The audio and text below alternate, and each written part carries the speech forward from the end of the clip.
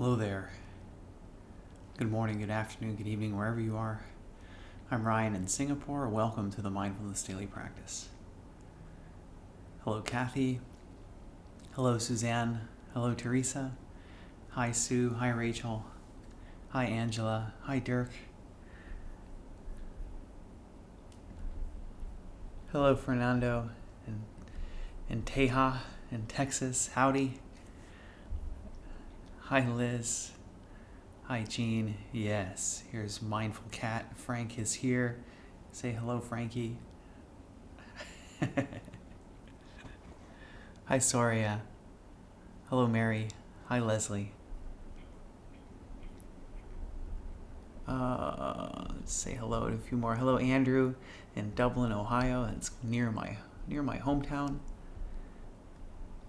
Hello, Edelyn. Hi, Robin. Liz is asking about the new baby. He's not so new anymore. He's getting close to 6 months, but yeah, it's a little person. You can start to see his personality coming out. So it's good. He's, it's just like dealing with a 6-month-old. Hi, Diane. Frankie is jealous. Frank is quite jealous of the baby because the baby is taking up our time away from Frank. Hi, Cece. Hi, Grace. Welcome, everybody. This week we're doing a series on bringing mindfulness into daily life. So I just kind of was thinking about going right into neuroscience, but I think what we've been doing, we've kind of been building, and from body scan to mindful movement into what, right? So I think what comes next and comes naturally is bringing mindfulness into daily life, because that is one of the things that we're prepping for. And as a teacher of mindfulness-based stress reduction, this is kind of what I'm bringing you through in these few weeks too, is a little bit about the way the order of the course goes. So one of the things that we start doing in like week 3, I think, is we start having an assignment of bring mindfulness to one activity that you have in your daily life. So the idea here isn't to suddenly be completely mindful all the time, but it is to just, one step at a time. So can you bring mindfulness to one of your daily life activities, something that you do every day? So it could be something like making a cup of coffee, if that's something that you do every day. Could be brushing your teeth. Hopefully that's something that you do every day. Taking a shower, doing the dishes. Why these activities? Because these are activities that we tend to allow our mind to wander while we're doing, and that we don't stay in the present, that we, maybe these things are so routine that we find ourselves just wandering off while we're doing them. So instead of mind wandering, is it possible for you to bring your attention into the present moment in some of these daily life activities? And so this is kind of the idea to see what happens when we start to have this seamless present moment awareness of what we're doing throughout the day. What starts to change as you bring attention into the present moment? And this is something I think, this was my aha moment, as I was applying for Search Inside Yourself teacher training. That was one of the things that I was asked or required to do to become a Search Inside Yourself teacher, is to upload a video of myself describing my aha moment. And my aha moment was a moment where I naturally began to be mindful in my daily life. So to see that it started to become effortless. And what was it that caused it to become effortless? Was I had spent so much time focusing on my breath. And so I know that Frank's on the camera. I'm going to interrupt myself here to say Frank's on the camera stand.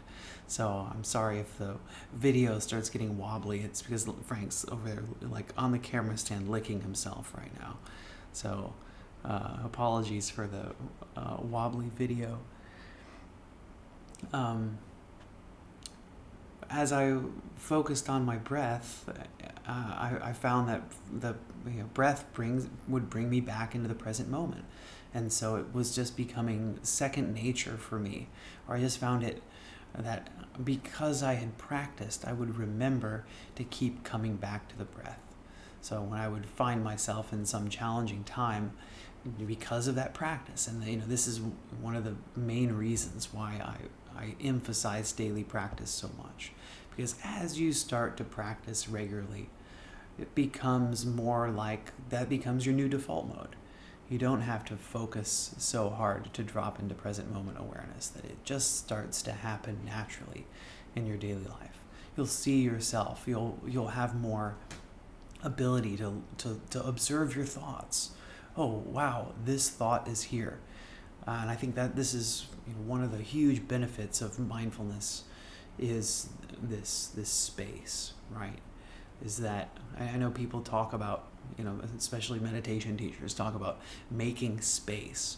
What is that anyway? What's it mean to make space? It's this space in time between stimulus and response. I often like to quote, there's a Stephen Covey summarize some of Viktor Frankl's work into this quote: between stimulus and response, there's a space.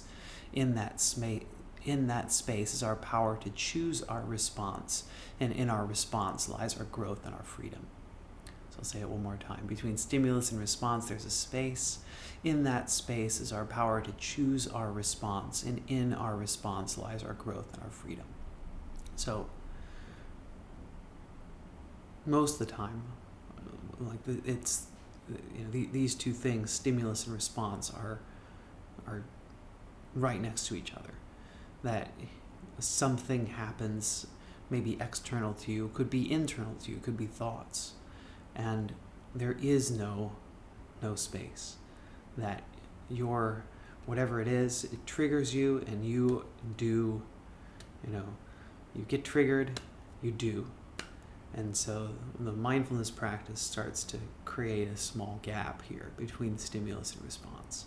And so then you see this happen, and then through self-awareness that mindfulness is building, you start to recognize, oh, I see myself wanting to do this. And this self-awareness here, and that's all you need, in fact. You don't even need to want to change. Just noticing this over here, noticing the desire to do this, starts to change this. So now this doesn't happen anymore. Something slightly different might happen. Or maybe it does happen. And I think this is important as well, as we start getting to this, whatever's going on here, not to be judgmental about it, because this is a process.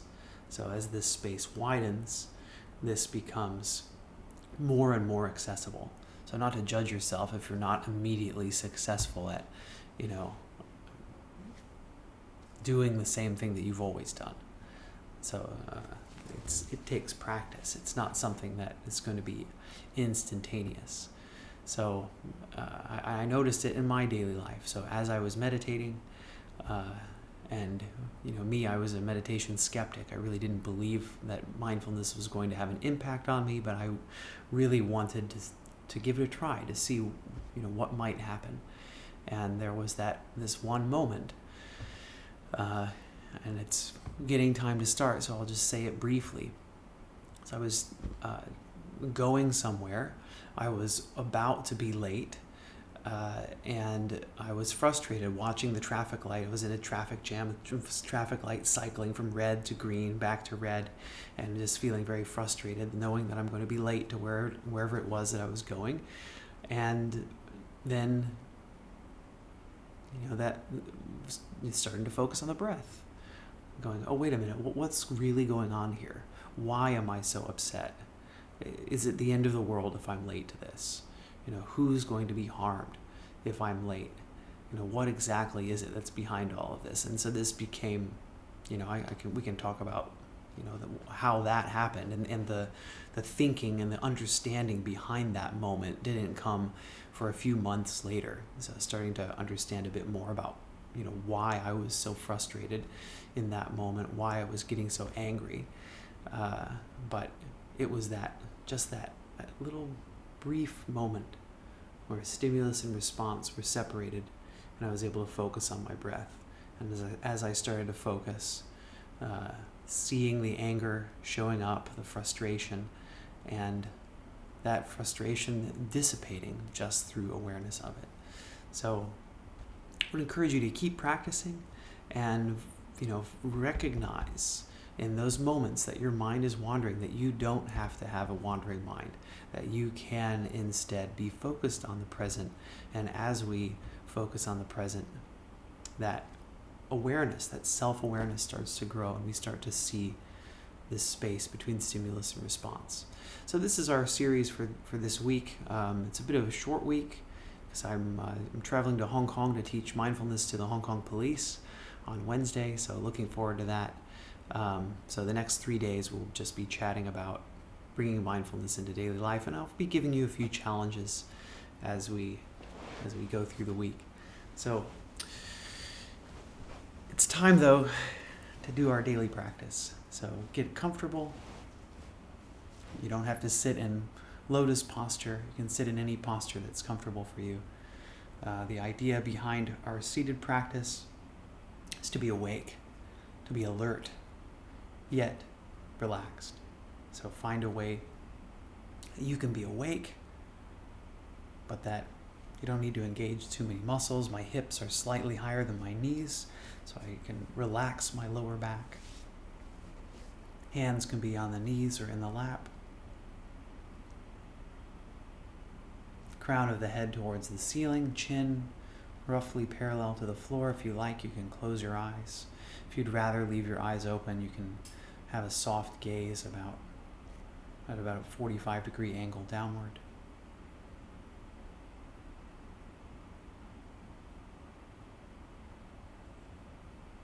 So let's start our practice today by observing the sensation of sitting, the feeling of pressure between your supporting surface and your body.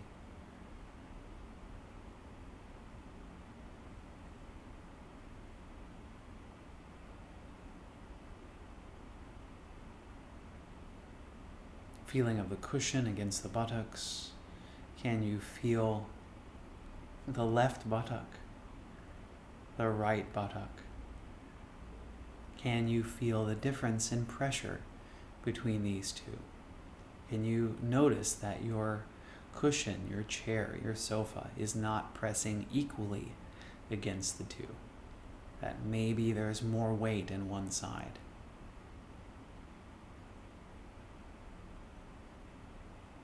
Maybe you can feel exactly where the edge of that surface is. The edge of your chair, the edge of your sofa, the edge of the cushion you're sitting on. Can you feel the difference in pressure from where the edge is touching and then where the pressure is gone? Maybe you can still feel the contact of your clothing in that area.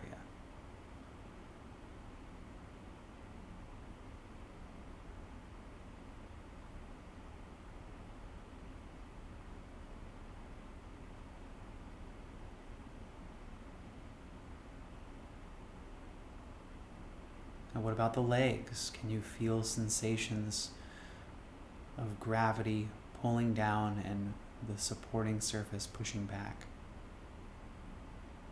So I'll just narrate my own experience. I have these cushions. I can feel the edge of the cushion against my buttocks. The edge of the cushion that I'm sitting on is right at the point where my buttock is becoming my leg. Right near the joint. And that's on the left side. I can feel it completely and starting to touch part of my left thigh. And on the right side, I see, it's not completely even. On the right side, it's more on the buttock than it is the leg. It doesn't really even cross that imaginary boundary.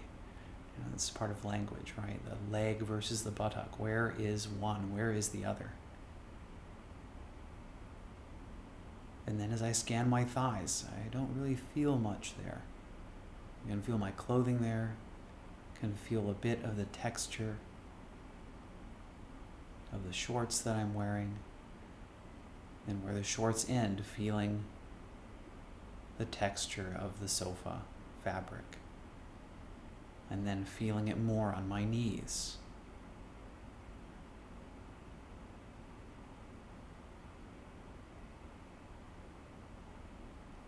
So this is the encouragement. Use these details to spark your curiosity. What does it feel like? What is the thing that I'm sitting on feeling like? Have access to so much about my sense of touch. Can I take that awareness dial and turn it all the way up? Maybe notice moisture of perspiration.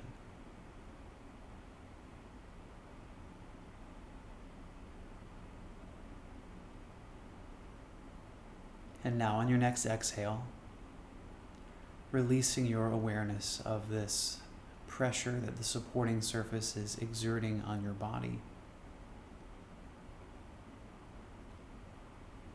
And guiding your attention to the belly.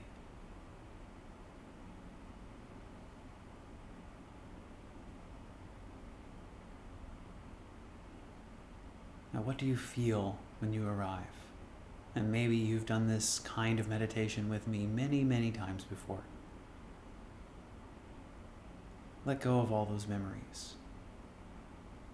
Come into the present, as if this were the very first time that you notice that you're breathing.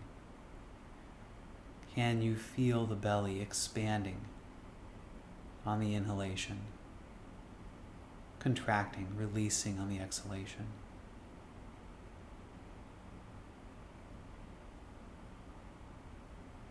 So I'll just give you a few moments in silence for you to observe the sensations in your belly, sensations on the skin, sensations inside.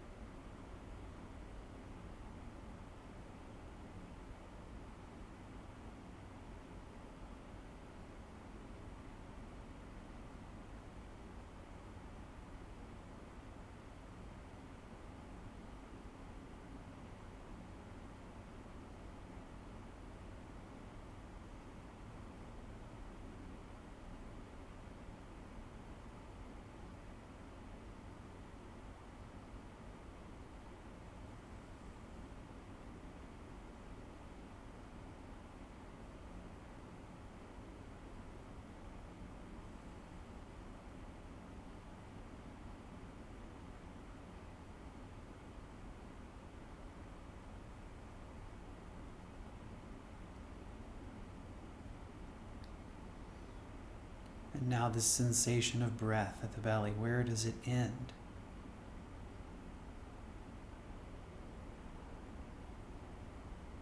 So certainly at least for me, I don't feel my breathing in my toes. I don't feel my breathing in my thighs either.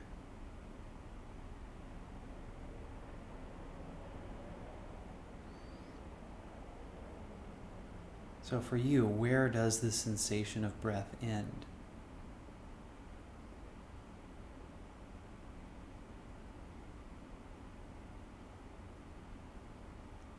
I can feel it slightly in my chest.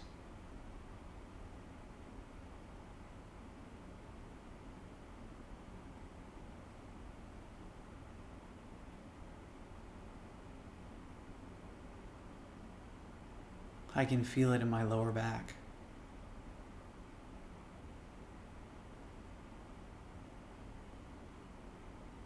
I can feel it in my upper back.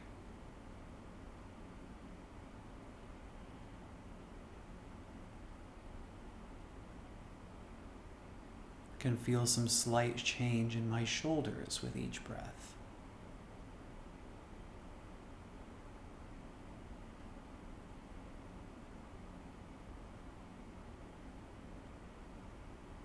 I don't feel anything in my hands.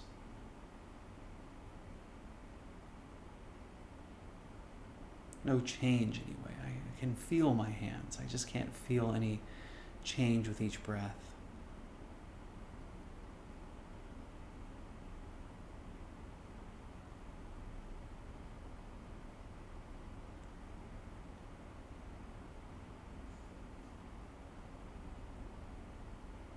In the upper arms, near the armpits, can feel some slight change. The change there is that as I breathe in, I can feel my rib cage expanding.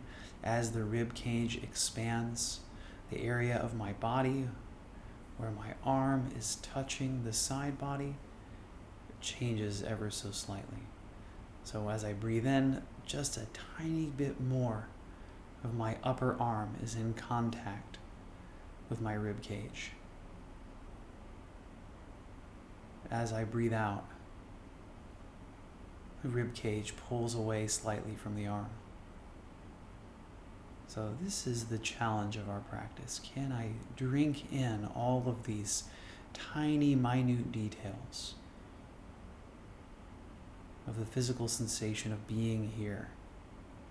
And in this case, what are the consequences of breath? How does breath change the way my body feels?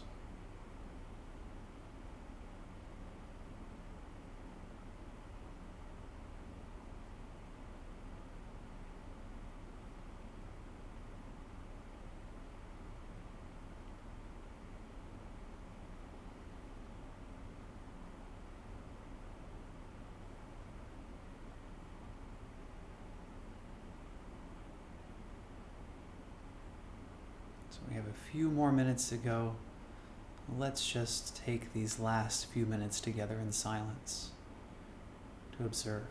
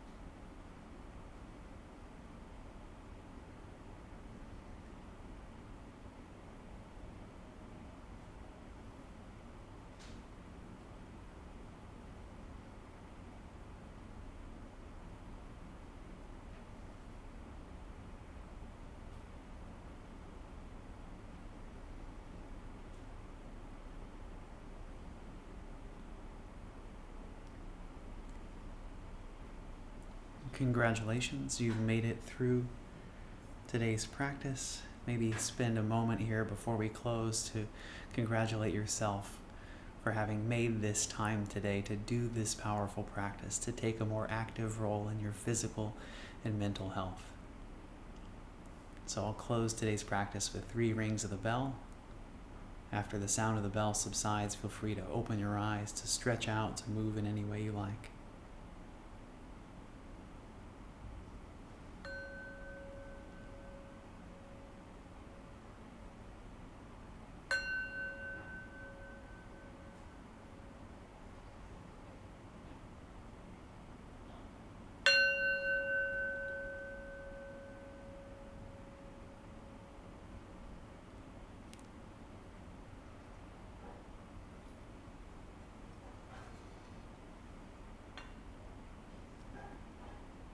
All right.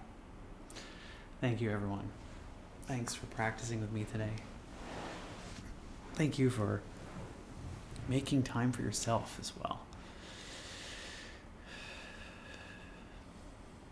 So this is, what's the, is mindfulness practice selfish? And this is a topic as well. The answer to that is no, because through improving yourself, improving your own self-awareness, you'll find that naturally you'll begin to be, more helpful, more considerate, just a better person for those around you as well. So keep up your practice. I'm going to have a moment to take a look at the chat here, so feel free to share. How did your practice go today? Have you had a moment? Have you had a mindful moment sometime in your life where you have been, snapped out of this stimulus and response being right here? Have you noticed any space between stimulus and response? Have you had any aha moments that you've just went, oh, okay, here's the self-awareness that my mindfulness practice was cultivating? Yeah, thanks, Liz. I know, it's interesting, right? I mean, that to me, I was really surprised when the Hong Kong police contacted me and asked me to do a mindfulness course for them, because really, I think that's, at first I think that's really great. The fact that the police, recognize that there's some value in bringing awareness to what's going on. I mean, it can be hard. I think hopefully, I think many of us remember 2019. I certainly do. The protests in Hong Kong in 2019 and the police, how this was handled. So I think, and I don't want to say who was right and who was wrong. There was certainly challenges from both sides. And I think mindfulness could be something that could be really, really beneficial for anyone, especially law enforcement, in Parliament. So I'm really excited that the police have invited me to come, and so I'll be heading over there on Wednesday. Suzanne shares, really interesting thought to investigate where you can feel the breath.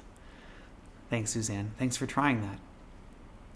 Jean says, today I noticed it was difficult not to control my breath while I observed where it was, instead of just allowing myself to breathe and notice where it was. I think that's a really interesting observation as well. This shows how observation alone begins to change things. So I think that's really, it's really interesting. Like, what is controlling the breath? I mean, this is something that I still question. Like, am I forcing myself to breathe more slowly when I focus on my breath, or is that happening naturally? So this kind of, where does the barrier between the conscious and the unconscious mind, where is it? And so as you catch yourself controlling your breath, well, who is it that's controlling the breath right now? Is it the conscious mind? Is it the unconscious mind? It's a really, really interesting, subtle exploration. So, make sure not to judge yourself when you find that happening. Oh, am I controlling my breath? Oh man, I think I'm controlling my breath. And use it as an investigation. Thanks for sharing, Jean.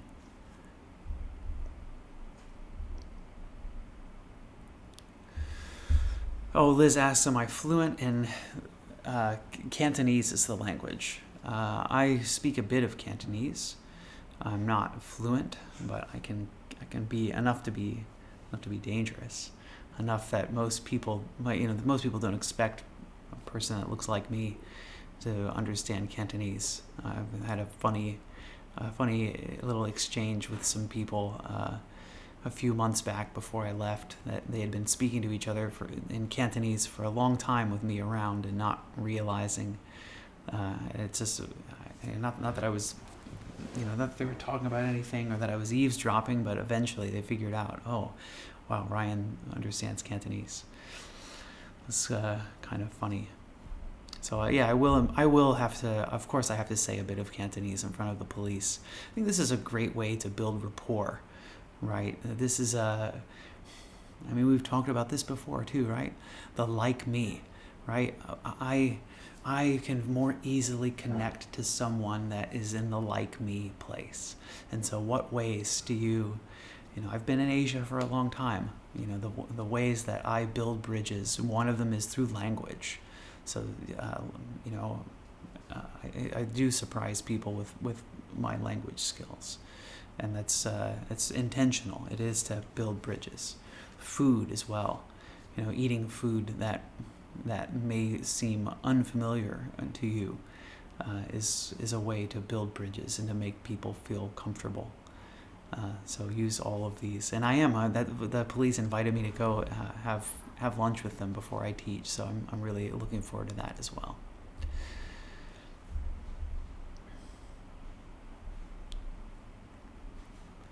Yes, Liz says if we could get U.S. on board.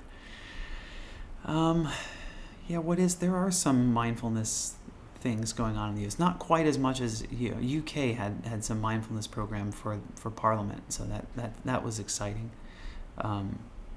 There is of course still some politics around mindfulness too, which is strange to me to think of it that way. But I understand people have their ideas for one reason or another. Barbara shares, police definitely have many stimuli response incidents daily, for sure. For sure. This moment, I had a moment where I received disappointing news and I smiled at myself, watching my mind making up stories. Thank you, Barbara. Thanks for sharing that. It's great to have you back, Sue. Thanks, Jean.